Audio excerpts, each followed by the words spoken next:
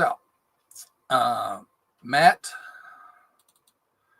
debated Andrew Wilson, whom I had never heard of this debate. I wasn't aware that Matt made a Dillahunty. I wasn't aware that Matt made a response to this debate. I don't know if I was distracted. The job I have last November, December, that I retired from is very busy during the holidays. GPS. So, maybe when I put the video out, I just didn't have the time, so I forgot about it. I did look it up today, and I've been listening to it to try to get his rationale. But anyway, he had this debate with Andrew Wilson. I'm sure you've heard about this. If you haven't, they had this debate, and it was supposed to be, will secular humanism beat Christianity? That's what the title says. They also have it here, which has the best ethical foundation.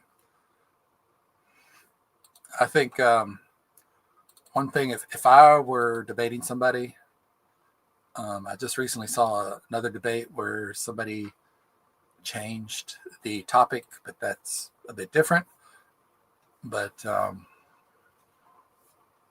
if I ever fortunate enough to be somebody worthy of being on one of these online debates, I would make sure the topic is fully understood. But anyway, they reworded it, secular humanism, which has the best ethical foundation. But you can see up here, it says, will secular humanism beat Christianity?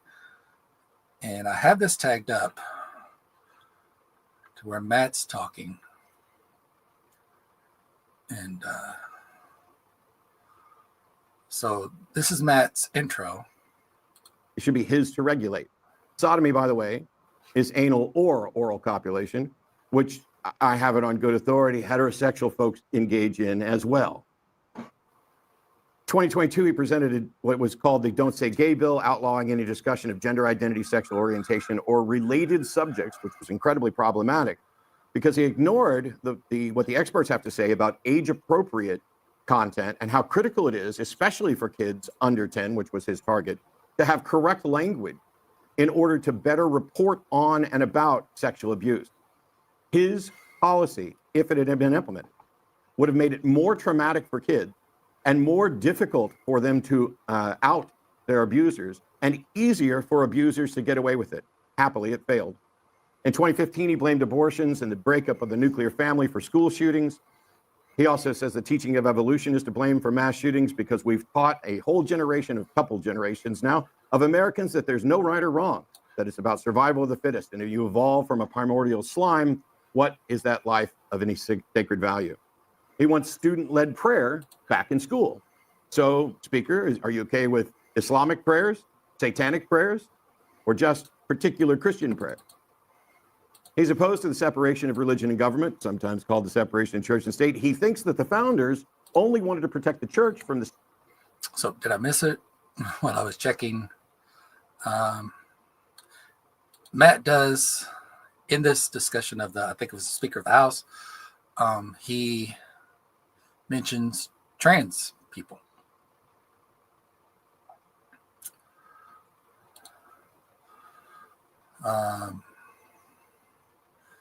Gay wants to be sexist, gay, sodomy, sex, sodomy.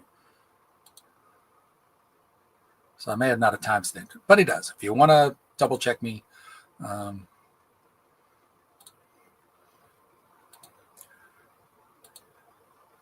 he mentions trans. So in Andrew's opening, which he had prepared beforehand, he says he's going to grant Matt's worldview.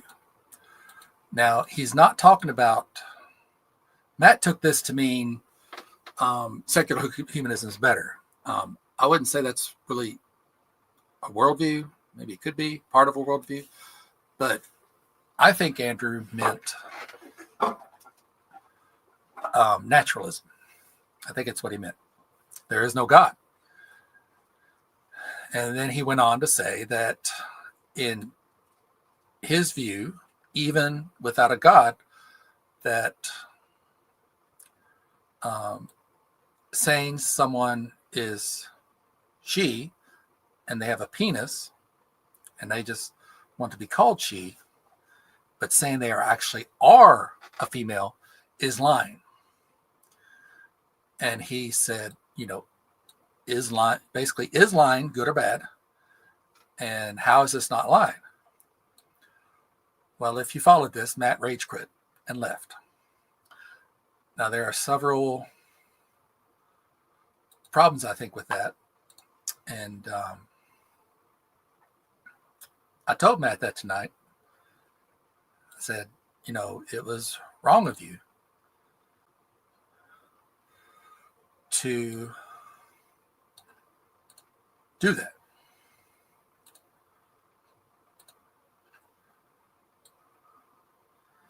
So I told Matt, he was wrong to leave that debate, that he brought up trans issues in his opening. And in Matt's video commentary on this that I started watching today, he says he knew nothing about Andrew Wilson. And I said, that's foolish to go into debate and know nothing of your opponent. Also, as you owe it to the audience, I'm sure there were people that came there specifically to see Matt. Or if not specifically, he was probably a very big part of it. I don't know who else was there. I think Aaron Ra might have been. So but he owed it to the audience to stick around because they paid their tickets to see Matt Dillahunty debate. Matt rage quit because he's a pansy, essentially. I've since learned that, in my opinion, I don't know Andrew personally, but I've watched a few things with him in it. I watched him talking to people. I think he's a jerk. I think he's cocky, arrogant, but at least he doesn't back down. And Matt backed down. And I think that was wrong. So Matt jumps in and says, keep supporting liars and liars keep using you. Your opinion here is shit. So here's what I want to kind of tie it into the election. I've heard several conservatives say that they voted for Trump not just because they think he could do a better job in the economy, but they are tired of the wokeness. They're tired of being told exactly what Andrew brought up. They don't want to be told they have to acknowledge this person as a female, even though they don't think they are, which, like Andrew says, you want them to lie.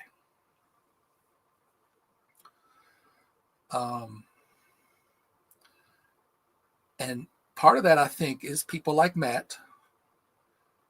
They are throwing these little hissy fits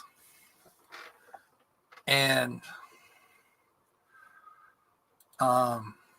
eliminating anything that doesn't align with their fragile worldview. He walked out on Andrew. Yes, Andrew was being a jerk, but deal with it. I think if Matt would have walked in and used a similar tactic against Andrew with something Matt thought was wrong or lying or offensive, I think Andrew would have stuck around. He would have confronted you and he would have defended himself. Matt missed an opportunity because Andrew was sitting there going, well, I think trans people, saying somebody's a she when they have a penis is wrong. It's a lie. Okay, well, he's going to say, I'm going to grant that God doesn't exist, but Christianity is still a better system. So Matt could have nailed him on that, saying, okay, you just admitted God doesn't exist. That means Christianity is a lie. So now you're endorsing a lie just because you find utility in it. So, can we find utility in someone being called a she instead of a female? Yeah, in some instances. If somebody is really emotionally dependent on that, What's it hurt to call them a she? You don't have to think they're a she. If you can call them that. And so a lot of these people like Matt that are just shutting down, shutting out, and not paying attention to the arguments, that's part of the reason the Democrats lost the election. They weren't paying attention. I mean, there are several reasons, but that's part of it, as some conservatives have stated. We're tired of this woke shit. That's what they say. So I just think that liberals like Matt is part of the reason we lost the election. You've got to stand up to these people. You just can't scream at them. But you need to confront them rationally and explain your position. But people like Matt, you got to align with his thinking, or you're out. I mean, tell me of his the Arn Ra and the shoot, I can't think of his name. The Thinking Atheist. Well, he's not the Thinking Atheist, but the guy that does that show. What do they disagree on? What major things do they disagree on? Or the things that Matt considers major? And I'd be interested to see who he really disagrees with ideologically. That's not family, and even his family, he's shut out.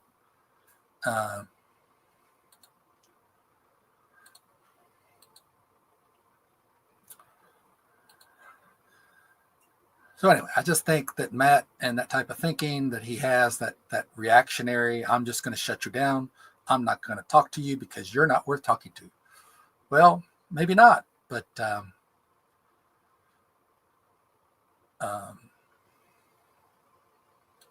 Andrew got a significant boost from that. I think part of the boost that Andrew's channel got was just debating or showing up to debate Matt Dillahunty. But I think he got a larger boost when Matt rage quit. If you look at his analytics, they shot up after November of 2023.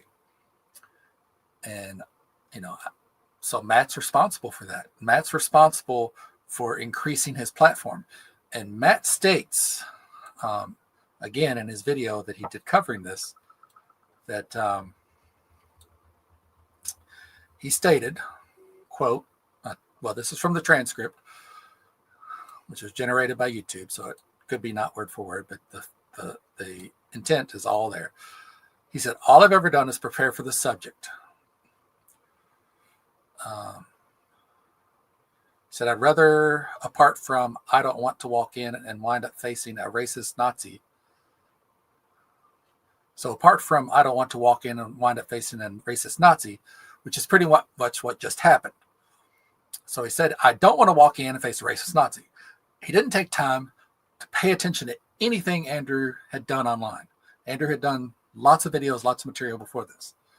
So if he would have taken the time to at least check out his opponent, he would have known he was a racist Nazi, in his opinion.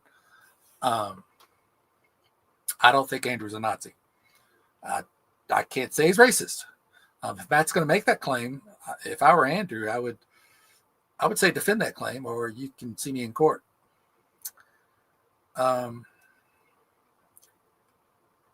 So that's on Matt. That was his responsibility. He could also blame Modern Day Debate, because I think they've been working together so long that James, the guy that organizes that, should know what type of people Matt wants to engage with. And Matt is also, that reminds me, he's a flip-flopper. He had a debate a couple years ago on Modern Day Debate, and something happened. I think it was going on in the chat, and he said, because your mods have allowed this, I will never be on Modern Day Debate again. Well, guess what? He came back because it's money. That's his integrity right there. He said, I'm not coming back, and he did. And it wasn't long. I mean, it wasn't long. Maybe they worked something out in the background, but still, he didn't keep his word.